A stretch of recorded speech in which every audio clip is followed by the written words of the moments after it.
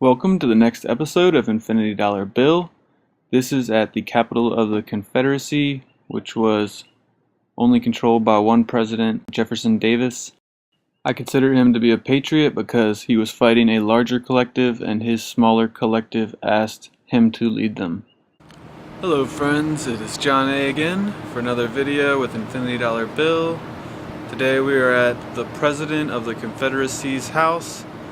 This place is a little bit funny looking now because there's a hospital called MCV right on top of it, just completely overshadowing it.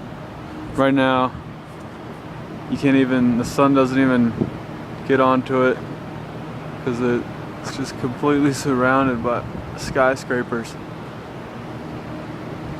It's pretty crazy, huh? But today's video is going to be about why the next world reserve currency should be backed by nothing. It probably won't be, but this is possible. I'm talking about something similar to Bitcoin. The problem with having currencies backed by things is it's just alright, so first you say we're going to trade things for gold. So you're trading things for gold, and then all of a sudden you're like, well, this is just too much work to carry around all this gold, so I'll give you this piece of paper, and this piece of paper represents gold. And this piece of paper is somehow backed by gold, but you don't need to see the gold. Just trust us that it's there. This is a little bit strange for most people to understand, I'm sure.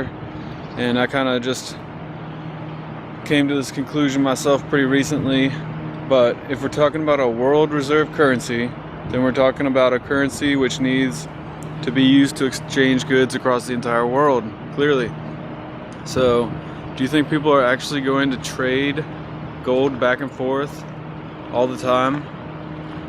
It adds too much cost to trading, and that's why currencies develop in the first place.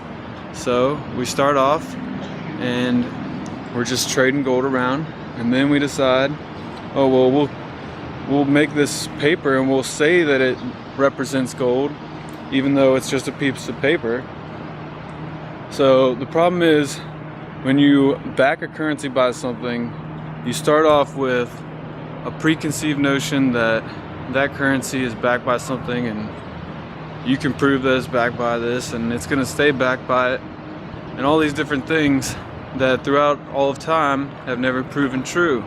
So if you just stop that preconceived wrong notion, and instead of saying that this piece of currency represents gold, just say it represents nothing except for my promise to give you something in the future, then you don't start off on the wrong foot. We don't start off on the same foot that we've always started off on and always come back to. So yeah, I mean, really, currencies just develop because it's so much easier to trade goods amongst people without having to carry gold around or some other good, the other good that they want or need. Currencies don't need to be backed by things. They aren't backed by anything. They aren't that thing. What does backing something even mean? No one ever follows any of these rules that they set for themselves. And then the currencies start to dissolve away like they always do. If we just all do something like Bitcoin, except I don't believe that Bitcoin is programmed correctly. I'm a mathematician. I check the algorithms. I highly doubt that Bitcoin can stay a currency. Honestly, I don't think it can be a currency for very long at all.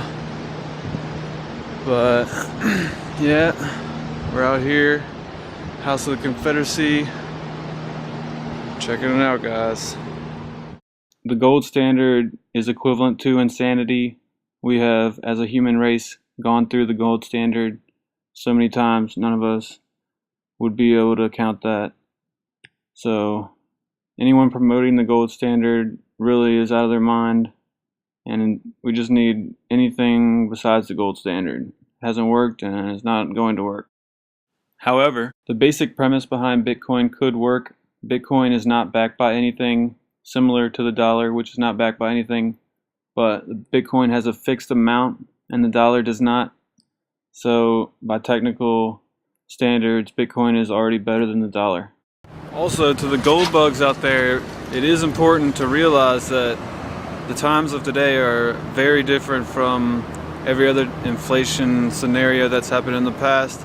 There never has been digital capabilities in the past like there is now, and it's so much more efficient for digital currencies than gold that, if possible, digital currencies will prevail over gold. So gold may no longer be a currency anymore. This was Infinity Dollar Bill. I'll see you guys next time. And even with that being said, I don't think that gold and definitely not silver will be a failure, but I do think that Bitcoin and other cryptocurrencies will absorb a large amount of the wealth that otherwise would have gone to gold and silver. When Rome collapsed and Germany collapsed, every person didn't have access to an iPod or an iPhone and whatnot. So times are completely different from today. Just keep your options open and be extra careful. Thanks for watching, friends. Infinity Dollar Bill out.